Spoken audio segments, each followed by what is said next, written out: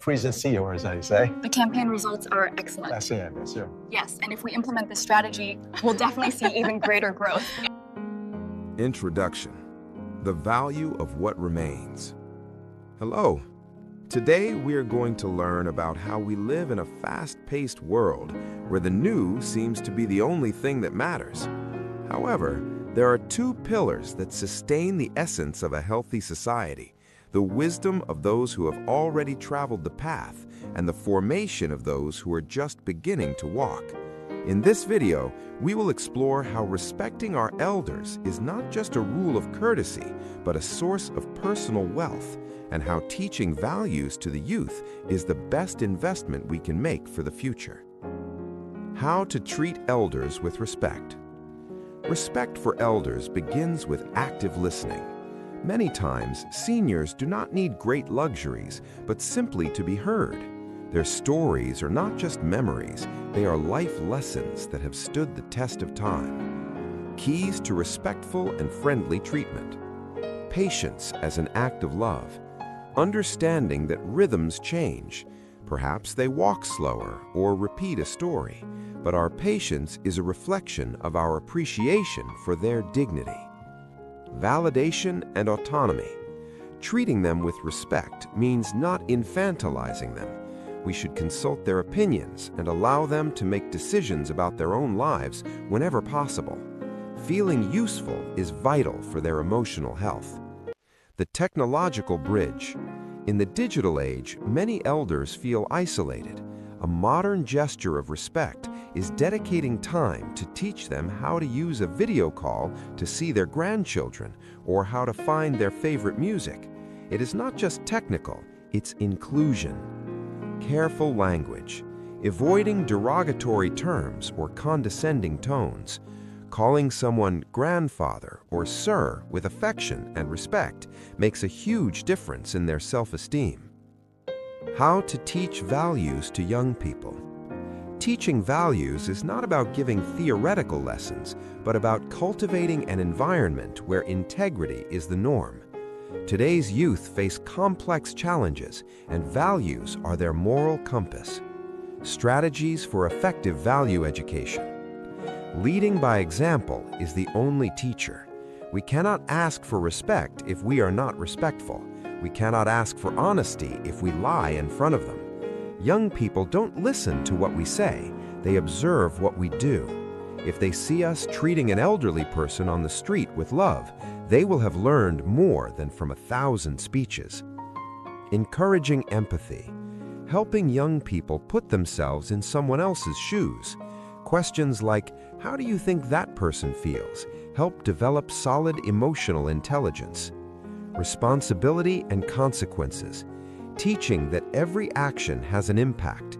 Freedom must go hand in hand with responsibility. This is taught from small household chores to commitment to their community. The value of effort.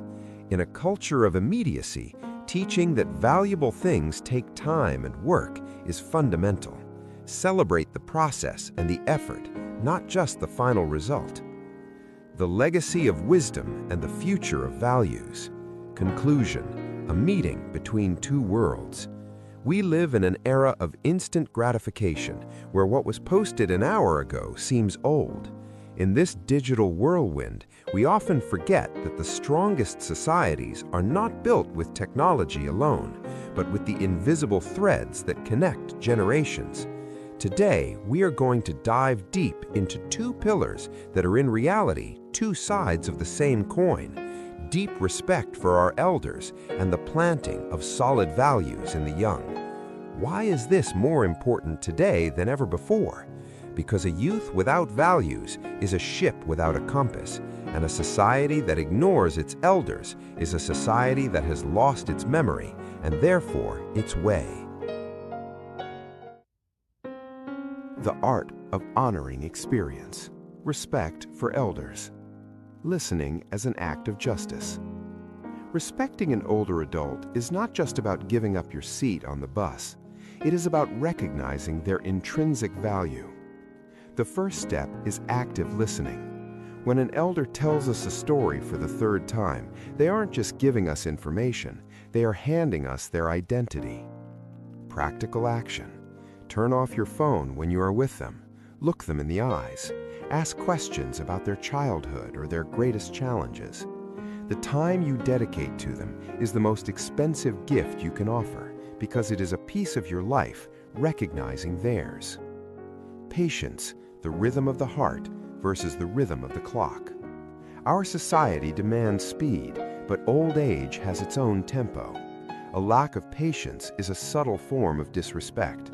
We must understand that their movements may be slower or their cognitive processes may require more space. Reflection. Patience is not enduring, it is understanding that we will all reach that point. Treating an elder with calmness is sending a message of love to your own future self. Inclusion in the digital age. Digital illiteracy is one of the leading causes of loneliness in old age. Respecting them today also means not leaving them behind technologically. Instead of getting frustrated because they don't know how to use an app, become their mentor. Helping them set up their email or make a video call is giving them a window to the world that biology is closing for them. Dignity and autonomy. A common mistake is infantilization. Talking to them as if they were children strips them of their dignity. Respect implies recognizing that they are adults with a life journey. Whenever possible, we should encourage their autonomy, let them choose their clothes, give their opinion on family finances, or decide on their own care.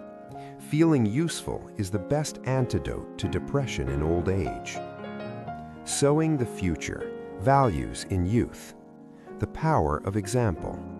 Teaching values is not a theoretical class on Monday mornings. Young people have an infallible radar for hypocrisy. If you talk about honesty but keep the extra change at the store, the message is lost. Strategy. Values are taught in the small cracks of everyday life.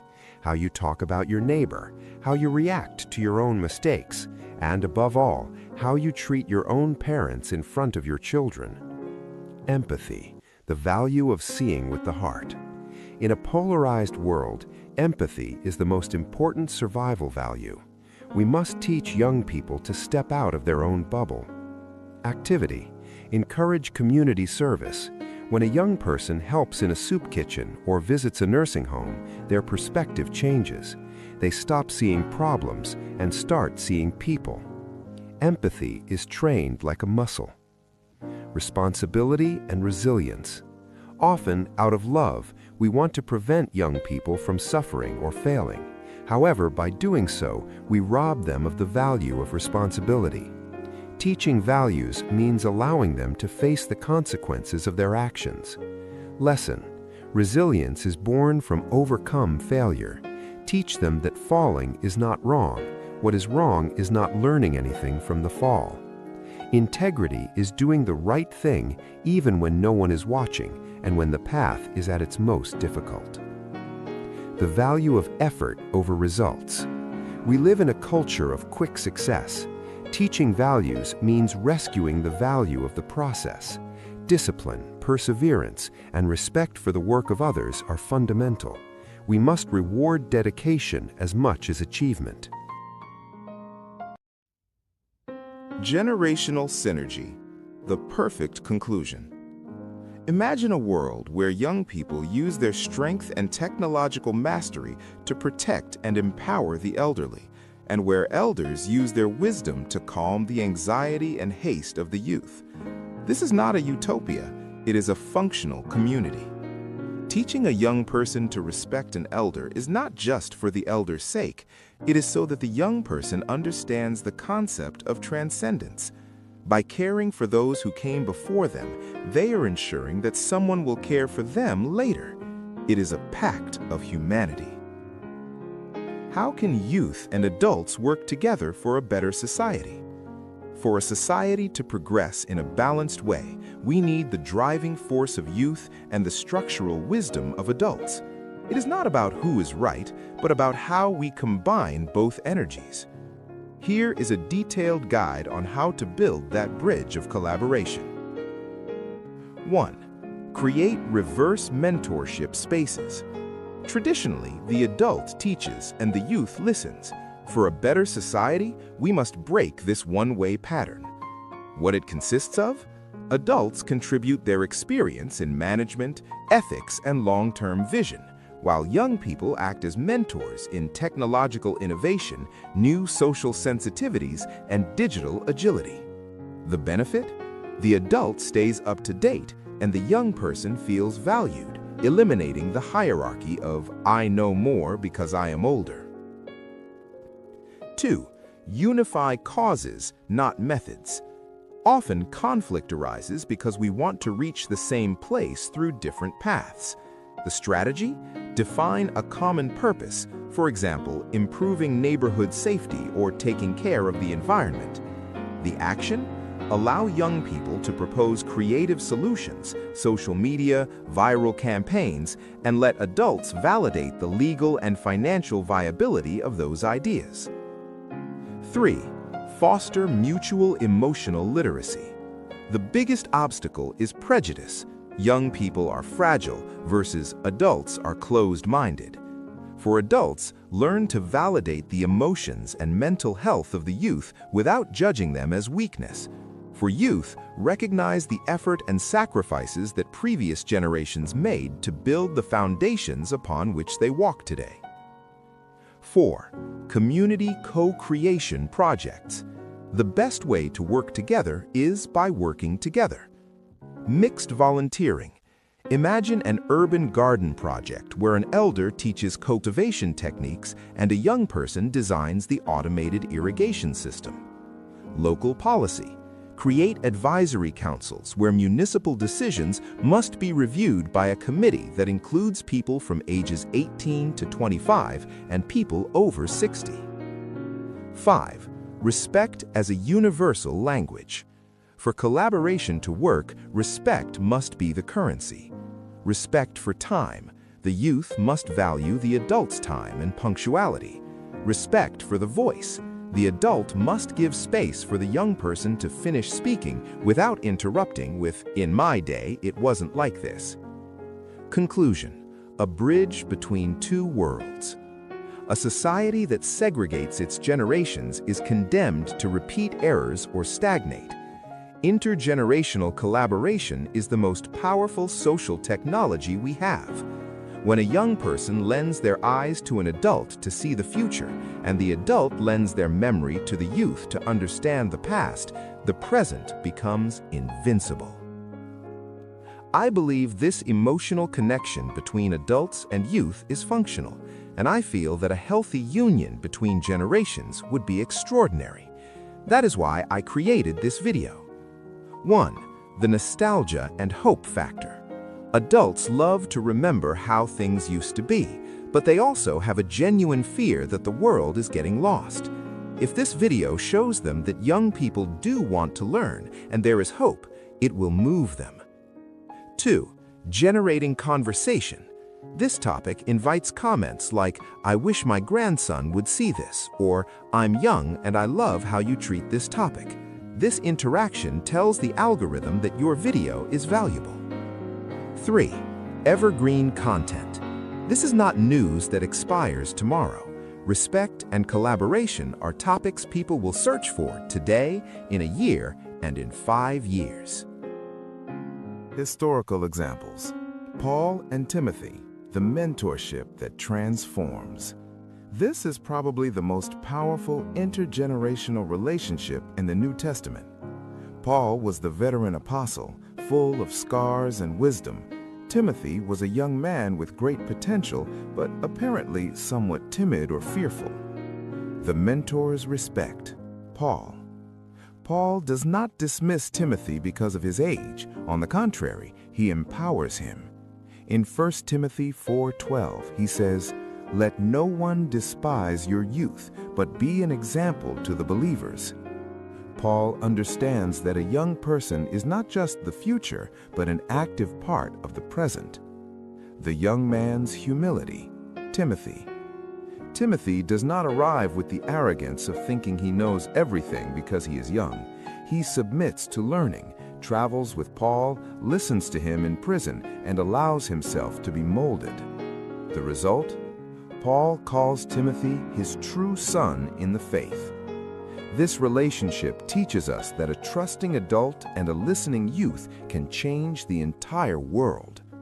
For your video, this represents how the adult must pass the torch with confidence. Jesus in the temple, respectful curiosity. This episode, Luke 2:41 through 52, occurs when Jesus is only 12 years old. It is a key moment to talk about how young people should approach adults. Listening before speaking. The Bible says they found him sitting in the midst of the teachers, listening to them and asking them questions. Jesus, being the Son of God, did not arrive shouting that the teachers were in wrong. He listened first, then he asked. Dialogue as a bridge.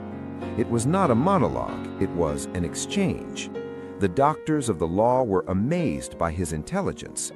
This teaches us that when a young person approaches with respect and sincere questions, adults open their hearts and their knowledge. Final submission. Even though his intellectual level was superior to that of the teachers and even his parents at that time, the text says Jesus went down with them and was subject to them. Lesson for the video. Jesus teaches us that having talent or intelligence does not take away our responsibility to be respectful and obedient to those who care for us. Spiritual conclusion. The master design of unity. Dear friends of Jesus de YouTube, at the end of this journey, we understand that the union between youth and adults is not just a social strategy, it is a divine design. The Bible gives us beautiful examples of this synergy. Think of young Timothy and his mentor, the Apostle Paul. Paul did not dismiss Timothy because of his age. On the contrary, he empowers him. In 1 Timothy 4:12, he says, "Let no one despise your youth, but be an example to the believers." Paul understands that a young person is not just the future, but an active part of the present. God tells us in His Word, "Children's children are a crown to the aged, and parents are the pride of their children." There is a special blessing when we honor our roots and, at the same time, water the seeds of the future. My message for you today is this. If you are young, do not despise the advice of someone who has cried and laughed more than you. In their wrinkles are maps that will keep you from getting lost on the way. If you are an adult, do not blow out the flame of those coming behind you. Be the bridge, not the wall. Your greatest legacy is not what you built with your hands, but what you sowed in the hearts of the next generation. Working together for a better society is, in essence, living the commandment of love. When we unite experience with energy, we reflect the light of Jesus, who, being the eternal Master, always had a special place for children and youth at his table. Let respect be our language and love our engine, because a house divided cannot stand, but a family and a society united in values is invincible. Final conclusion, a chain of gratitude and your role. At the end of the day, we are all part of the same chain. We were once the youth who needed guidance, and if we are lucky, we will be the elders seeking respect and company. Treating elders with dignity teaches the youth what to expect from the future. Whether you are the young person searching your path or the adult caring for your parents, today you have the opportunity to make a difference. Respect and values are not relics of the past. They are the most modern tools we have to keep our humanity in a world of machines. If this message resonated with you, I invite you to put it into practice today. Call that grandparent you haven't seen in a while, or sit down to talk honestly with a young person about what truly matters in life. Because in the end, the only thing we leave behind is the impact we had on others. May God bless you, and see you in the next video.